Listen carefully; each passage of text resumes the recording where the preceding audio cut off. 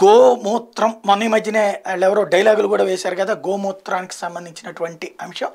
ఆ, గో ఏది డిఎంకే సంబంధించినటువంటి సనాతన ధర్మం గురించి విమర్శిస్తూ గోమూత్రం గాళ్ళ దగ్గరనే గెలుస్తుందంటూ ఉత్తరప్రదేశ్లో, మధ్యప్రదేశ్, రాజస్థాన్, ఛత్తీస్గఢ్లో గెలిచిన భారతీయ జనతా పార్టీ విమర్శించారు కదా. ఇక్కడ ఏదో గోవేమి భారతీయ జనతా పార్టీకి సంబంధించినటువంటి సింబల్ కాదు, కాకపోతే సనాతన ధర్మానికి సంబంధించి వాళ్ళు అంగీకరిస్తారు, హిందూ ధర్మాన్ని అంగీకరిస్తారు. అది అంగీకరించలేని పార్టీల బుద్ధి వేరేగా ఉంది. సైన్స్ పరంగా చూసిన గోవుకి సంబంధించినటువంటి ప్రయోజనాలు సైంటిస్టులు చెప్తానే ఉంటుంటారు, కానీ అది పట్టించుకునేటువంటి ఉద్దేశం లేదు.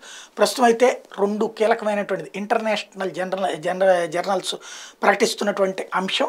ఇది అత్యంత కీలకమైనటువంటి అంశం ఏంటంటే, ఆవు పేడ నుంచి తీసిన లిక్విడ్ బయోమిథేన్తో జపాన్ సైంటిస్టులు రాకెట్ ఇంజిన్ విజయవంతంగా నడిపించారు. దీనికి సంబంధించినటువంటి వర్ష పరీక్షలు సక్సెస్ అయ్యాయని Japan space startup Interstellar technologies IST ప్రకటించింది.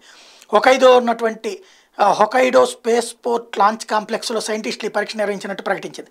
సంప్రదాయ రాకెట్ ఇంజిన్లతో పోల్చితే లిక్విడ్ బయోమిథేన్ ఆధారిత రాకెట్ ఇంజిన్ల ఖర్చు కూడా చాలా తక్కువని ఐఎస్టీ ప్రకటించింది. భారత్లో కూడా ఆవు పేడ ద్వారా ఉత్పత్తి చేసే గ్యాస్ని పెట్రోల్, డీజిల్కి ప్రత్యామ్నాయ వనరుగా ఉపయోగించడానికి ప్రయోగాలు జరుగుతున్నాయి. మధ్యప్రదేశ్లోని ఇండోర్లో ఇప్పటికే కొన్ని బస్సులు ఈ సిఎన్జితో నడుస్తున్నాయి కూడా.